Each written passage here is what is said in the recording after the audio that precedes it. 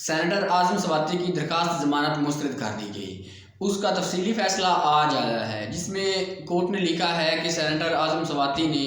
ایک سے زیادہ بار اداروں کے خلاف ٹویٹس کی ہیں، جس کی کم سے کم سزا 7 سال ہے اور زیادہ سے زیادہ عمر قید تک کی سزا ہو سکتی ہے۔ اس میں سوال یہ پیدا ہوتا ہے کہ جب کوئی ایم پی ایم این اے جس کی ضمانت بھی ہوئی ہو اور اس کے باوجود وہ جیل میں رہتا ہے، کوئی سینیٹر جو ایک ٹویٹ کر دیتا ہے یا ایک سے زیادہ ٹویٹس کرتا ہے تو اس کو بھی سزا دی جاتی ہے، لیکن کمپنی ایک واحد ادارہ ہے جس کو سزا نہیں دی جا سکتی، حتیٰ کہ وہ اتنی بڑی غلطی کرتے ہیں کہ سابقہ وزیر اعظم جو ہے وہ ان کے خلاف FIR تک درج نہیں کروا سکتا۔ تو یہ پاکستان کا المیہ ہے کہ جس میں وہ نمائندے جن کو عوام منتخب کرتی ہے، اگر وہ تھوڑی سی بھی غلطی کر دیں یا وہ ضمانت پر بھی ہوں، تب بھی ان کو رہا نہیں کیا جاتا، لیکن کمپنی والے اگر ایک سے زیادہ بھی غلطیاں کر دیں تو ان کے بارے میں کوئی سزا نہیں ہے۔ اس کے بعد بات کرتے ہیں کہ کل لاہور میں آئینی بحران پیدا ہوتے ہوتے رہ گیا ہے، جس میں صابر شاکر کے مطابق جو چیف آف آرمی سٹاف ہیں انہوں نے شٹ اپ کال دے دی تھی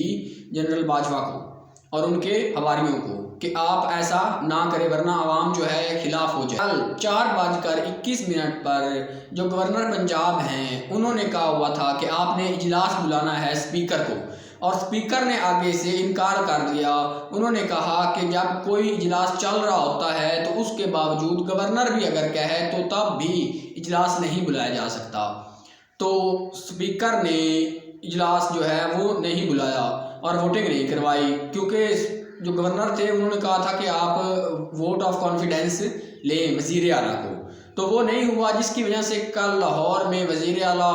آفس کے سامنے کنٹینر لگا دیے گئے اور بہت بڑا تماشا کیا گیا، لیکن بعد میں وہ تماشا پتہ نہیں اس کو کیا ہوا، رات تک وہ کافی ٹائم چلا لیکن اس کے بعد روک دیا گیا۔ اور وہ کیسے رکا، وہ صابر شاکر صاحب نے خبر دی ہے کہ جو نئے چیف آف آرمی سٹاف ہیں انہوں نے روکا ہے اس تماشے کو، اور انہوں نے کہا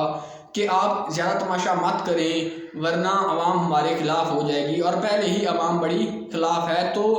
چیف کی شٹ اپ کال پر یہ سارا تماشا ختم کیا گیا، حالانکہ اس میں رانا ثناء اللہ نے پہلے کہا تھا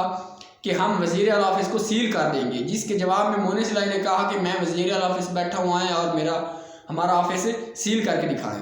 تو تب کچھ دیر بعد رانا ثناء اللہ نے دوبارہ کہا کہ میں نے سیل کرنے کی کوئی بات نہیں کی، کیوں اس وقت تک شٹ اپ کال دے دی گئی تھی۔ اور پھر ایک شو میں فواد چودھری سے پوچھا گیا اگر رات کو گورنر ڈی نوٹیفائی کر دیتا ہے وزیر اعلیٰ کو تو اس کا کیا ہوگا، اس نوٹیفیکیشن کا کیا بنے گا؟ تو فواد چودھری نے اس سوال کے جواب میں ایک مزاحیہ بات کہی کہ اس نوٹیفیکیشن کو آپ جہاز بنا کر اڑا سکتے ہیں۔ اور اس کے بعد وہ لوگ جو کہتے ہیں کہ عمران خان کو سیاست نہیں آتی، ان لوگوں کے لیے ہے کہ اگر عمران خان چاہتا تو اسمبلیاں جو ہیں وہ 2 ہفتے پہلے بھی تحلیل کر سکتا تھا، لیکن اس نے نئے سیٹ اپ کا انتظار کیا اور اب اسمبلیاں تحلیل کی ہیں تاکہ جو نئی کمپنی کا ہیڈ آیا ہے اس کے بارے میں پتہ لگایا جا سکے کہ کیا وہ ملک کے ساتھ ہے یا نہیں ہے۔ اس کے بعد معاملہ ہے اصلی آڈیو اور نقلی آڈیو کا کہ کیا یہ آڈیو اصلی ہے یا نقلی ہیں۔